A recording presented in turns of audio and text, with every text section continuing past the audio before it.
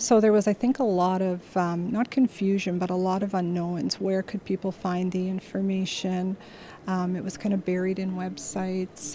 It became more so word of mouth of where to find it. And so the decision was made to provincialize the program and to then have one telephone number, one point of access. And by doing that, we could ensure that patients were supported, their families were supported, and that providers were supported in this very important work that is being done. I think what I really want to make sure that people understand that MAID is truly kind of one of the last steps in the palliative care process, right?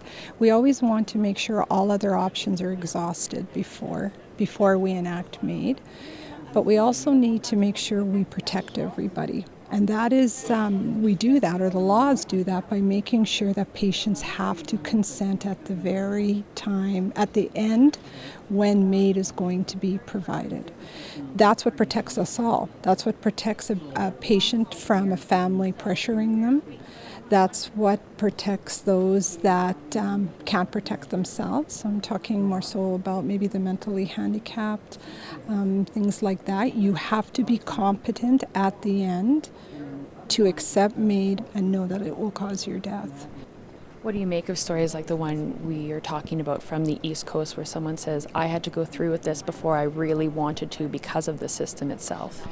That's heartbreaking, right? I mean, that's truly heartbreaking. So it is a double-edged sword. The one thing that protects us the most is also the one thing that ties our hands. And do I believe the laws will change one day? I don't know. It is the only thing in healthcare. MAID is the only process in healthcare that doesn't allow you to have a proxy. So if you are incapable of making your own medical decisions, someone will make them for you, i.e. a husband, a wife, parents of minor children.